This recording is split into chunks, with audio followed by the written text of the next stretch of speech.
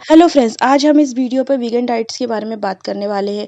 आजकल vegan diets का craze बहुत ही ज़्यादा चल रहा है, बड़े-बड़े सेलिब्रिटी भी वीगन डाइट्स को फॉलो कर रहे हैं। अतः बहुत से हर तीसरा बंदा वीगन डाइट्स के बारे में बात करता है, तो इसे फॉलो करने के लिए सोच रहा है। मैंने भी वीगन डाइट्स के बारे में बहुत सुना और इसके लिए मैंने गूगल में सर्च किया, जिससे मुझे इतनी सारी जानकारियाँ मिली। अतः मुझे लगा कि मुझे आपके साथ ये सब शेयर करना चाहिए।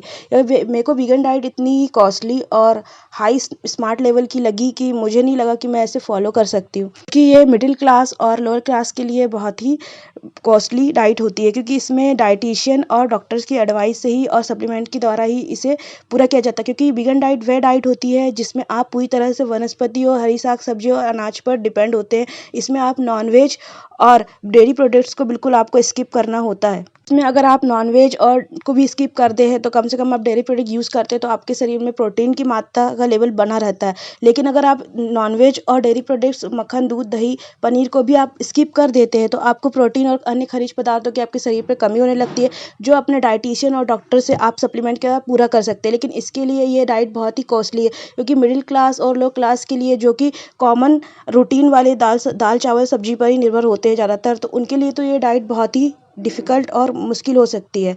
चलो, प्रोटीन को तो आप दाल पीकर भी आप पूरा कर लेंगे, और अन्य कुछ मतलब से भी प्रोटीन आपको मिल जाएगा, सोया वगैरह से, और टोफू से भी आप प्रोटीन ले सकते हैं। लेकिन अन्य चीज़ों के लिए आपका कैलोरी लेवल बहुत ही कम हो जाएगा, क्योंकि आप कुछ भी अन्य नहीं लेंगे। तो जिससे कहते हैं कि कैलोरीज़ कम करने से वज़न कम होता है, लेकिन कैलोरी की मात्रा बहुत ज़्यादा कम होने से भी वज़न बढ़ने लगता है और शरीर में हार्मोन्स की भी चेंज होने लगते हैं। तो बहुत सारे इश्यूज़ क्रिएट हो सकते हैं, और जिससे आपका डाइजेस्ट सिस्टम कमज़ोर होने लगता है।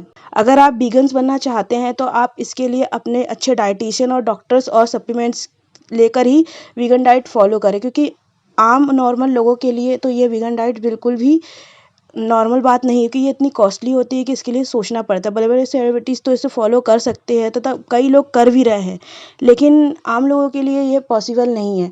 अगर आप कोई हेल्थ इशू नहीं है और आप चाहते हैं कि अपना अच्छा हेल्दी लाइफ़स्टाइल रखते हैं, तो आप वीगन डाइट्स फॉलो कर सकते हैं, इसमें कोई बुराई नहीं है। लेकिन अगर आप लो क्लास या मिडिल क्लास से आते हैं, और अगर आप अपनी डेली रूटीन्स के हिसाब से इसे फॉलो करना चाहते हैं, तो ये बहुत ही डिफ़िकल्ट हो जाता है। तो आपको आगे चले कोई हेल्थ इशू ना हो, इसके लिए आप थोड़ा-सा सोच समझ कर ही वीगन डाइट को फॉलो करें। अब नॉर्मल ही हम अपने आप को फिट रख सकते हैं, उसके लिए हमें किसी भी डाइट को फॉलो करने की ज़रूरत नहीं है। जय हिंद, जय भारत। और अगर आपको हमारी ये जानकारी अच्छी लगी हो, तो प्लीज़ हमारे चैनल को सब्सक्राइब कीजिएगा, जिससे मुझे मोटिवेशन मिलेगा आपके लिए अच्छे-अच्छे वीडियो बनाने के लिए।